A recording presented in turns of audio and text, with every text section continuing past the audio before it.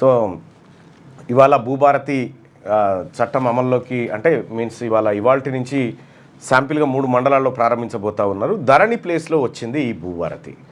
So ధరణి వచ్చిన తర్వాత ధరణి తెచ్చే టైంలో 2018 అనుకుంటా మూడుజింతలపల్లి గ్రామం దగ్గర సోమేష్ కుమార్ గారు ల్యాప్టాప్ పట్టుకుంటే కేసీఆర్ గారు కట్టుకొత్తి ధరణిని ప్రారంభించిండు. ప్రారంభించినటువంటి సందర్భంలో ఆయన కొన్ని విషయాలు చెప్పిండు. గతంలో రిజిస్ట్రేషన్ కార్యాలయానికి పోతే పోగానే ఓ బ్రోకర్ ఎదురవుతాడు, వాడు తీసుకుపోయి ఇవన్నీ చేస్తాడు. ఈ డాక్యుమెంట్ రైటర్లు వీళ్ళంతా వెరిసి కుమ్మక్కైపోయి ఒగని భూమి ఒగని చేసుడు, ఒగని చేసుడు, పటకాయిదాలు ఎప్పుడు వస్తాయో తెలియదు, మ్యూటేషన్ ఎప్పుడైతుందో తెలియదు, అంత ఆగమాగముండే అని మనకు గత చరిత్ర అంతా వల్లవేసి చెప్పిండు కేసీఆర్ గారు ఆయన ముఖ్యమంత్రిగా ఉన్నటువంటి సమయంలో. ఆ తర్వాత ప్రస్తుతం ఆ ధరణి వచ్చిన తర్వాత ఇక దాని దరిద్రం మామూలు దరిద్రం కాదు. ఇక అప్పటి వరకు ధరణి రాకముందుకు ఊరికి 10 పంచాయతీలే ఉండే, ధరణి వచ్చినాక ఊరికి 100 పంచాయతీలైనాయి.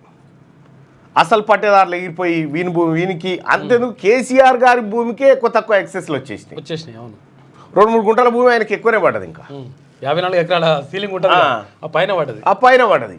సో ఇట్లా ధరణి అనేకమైనటువంటి సమస్యలు తెచ్చిపెట్టింది. స్లాట్స్ బుక్ చేసుకొని రిజిస్ట్రేషన్ కాకుండా ఉన్నటువంటి కొన్ని లక్షల మంది కోట్ల రూపాయలు ధరణి కారణంగా అటు చిక్కిపోయినాయి, మళ్ళీ వాపసు రాలే. ఇదొక అంశం. ఇక రెండో అంశం ఏంది, ఇప్పుడు భూభారతిని తీసుకొస్తే ఈ సమస్యలన్నిటికీ చెక్కుబడుతుందా? ఇప్పుడు ధరణి కారణంగా ఎదుర్కొన్నటువంటి అన్ని సమస్యలు పోతాయా?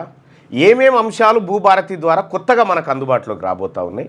గతంలో ధరణి వల్ల జరిగిన నష్టమేంది, ప్రస్తుతం ఇది భూభారతి వల్ల జరగబోతున్న లాభమేంది, నష్టమేంది? సో ఈ అన్ని అంశాల మీద ప్రత్యేకమైనటువంటి కథనాన్ని శనార్థి తెలంగాణ పత్రిక ఇవాళ మనకు అందిస్తూ ఉంది. ధరణి దరిద్రం పోయేనా, భూభారతి మనకు అక్కడికి వచ్చేనా అనేటువంటి అంశం ఏది నిజాంల కాలం నుంచి జరిగినటువంటి వ్యవహారాన్ని అంతా మనకు ప్రత్యేక కథనాన్ని శనార్థి తెలంగాణ పత్రిక అందిస్తుంది.